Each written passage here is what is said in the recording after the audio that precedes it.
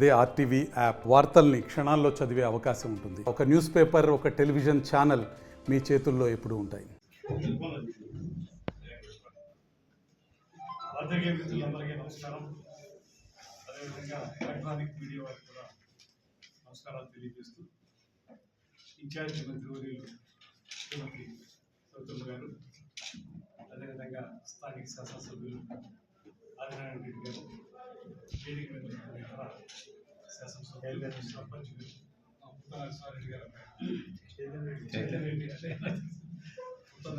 గారు, కౌన్సిల్లో ఎమ్మెల్సీలు చేసి చైతన్యరెడ్డి గారు, భూపేష్ రెడ్డి గారు, అదేవిధంగా స్థానిక సర్పంచ్ గారు నారాయణ రెడ్డి గారు, అందరికీ కూడా ప్రత్యేకమైనటువంటి ధన్యవాదాలు తెలియజేస్తూ, రేపు ఆంధ్రప్రదేశ్ రాష్ట్ర ముఖ్యమంత్రి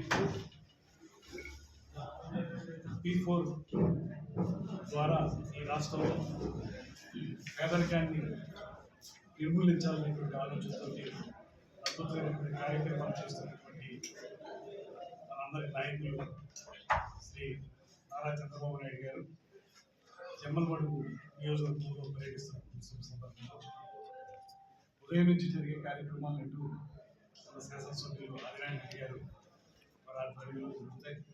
ఆ కార్యక్రమాలన్నీ వారు వివరిస్తారు. దాంతోపాటు మధ్యాహ్నం అక్కడ కార్యక్రమాలు అయిన తర్వాత చాలా కాలంగా అందరూ ఎదురు చూస్తున్నటువంటి గ్రాండ్ క్యానియన్ ఆఫ్ ఇండియాగా పేరు పొందినటువంటి అమెరికాలో ఎలా అయితే గ్రాండ్ క్యానియన్ అలాంటి గ్రాండ్ క్యానియన్గా పేరు పొందినటువంటి మన గండికోట ప్రాజెక్ట్ని శంకుస్థాపన చేసేటువంటి కార్యక్రమాన్ని కూడా శ్రీకారం చుట్టుకుంటున్నారు. మన అందరికీ తెలుసు, మనకి అద్భుతమైనటువంటి వారసత్వ సంపదగా నిలిచినటువంటి గండికోట ప్రాంతం.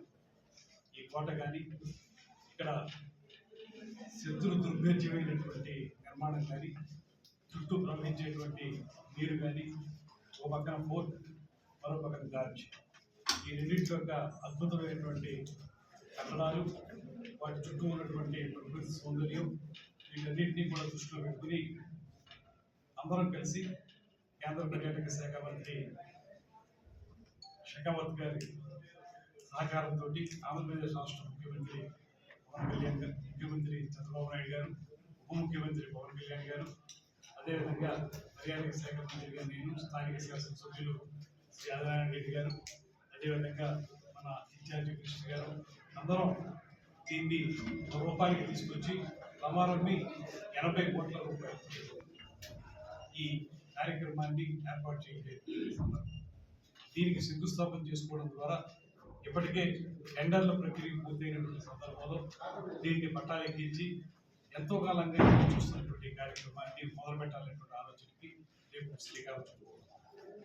ముఖ్యంగా అందరికీ మనం చేసేది, గడిచిన 5 సంవత్సరాల కాలంలో ఏనాడు కూడా గండికోట గురించి ఒక ఆలోచన కూడా చేయకుండా మన వారసత్వ సంపదల్ని కాపాడుకోవాలన్నటువంటి ఇంగిత జ్ఞానం లేనటువంటి ఆ పరిపాలన మనం చూస్తాం. ఇవాళ మనం ప్రస్తుతం ఏదైతే ఆంధ్రప్రదేశ్ రాష్ట్ర సాంస్కృతిక కళా వికాసం ఉందో, అదేవిధంగా మన వారసత్వ సంపద ఉందో, యునెస్కో వారు సైతం గుర్తించే విధంగా ఉన్నటువంటి ఈ కట్టడాలు ఉన్నాయో వీటిని కాపాడుకోవాలి. కాపాడుకోవడం మాత్రమే కాకుండా ఎవరైతే పర్యాటకులు వచ్చి చూడడానికి వస్తున్నారో వారందరూ కూడా ఒక రోజుతో వచ్చి వెళ్ళిపోకుండా 1 రోజు 2 రోజులు ఇక్కడ ఉండి ఈ కార్యక్రమాన్ని చూసి వెళ్ళే విధంగా దీన్ని పర్యాటక ప్రదేశంగా తయారు చేయాలనే ఆలోచన ముఖ్యమంత్రి చంద్రబాబు నాయుడు గారు చేయడం మనందరికీ తెలిసిందే. అందులో భాగంగానే కొత్తగా మనకి టూరిజం పాలసీ తీసుకురావడం 2024-29 గాను, అదేవిధంగా చాలా కాలంగా ఎంతోమంది పెట్టుబడిదారులు ఆశించినటువంటి, ప్రజలు ఆశించినటువంటి పాలసీ, ఆ పాలసీలో టూరిజంకి ఇండస్ట్రియల్ స్టేటస్ని ఇవ్వడం అనేటువంటిది ప్రధానమైన అంశం. ఆ ఇండస్ట్రీ స్టేటస్ ఇవ్వడం వల్ల ఇవాళ చాలా చోట్ల ఎక్కువ మంది పెట్టుబడిదారులు వచ్చి వారు PPP ద్వారా మరిన్ని వీడియోస్ కోసం ఛానల్ ని సబ్స్క్రైబ్ చేయండి. లేటెస్ట్ అప్డేట్స్ కోసం వాట్సాప్ ఛానల్ ని ఫాలో చేయండి. అండ్ లింక్ డిస్క్రిప్షన్ లో ఉంది.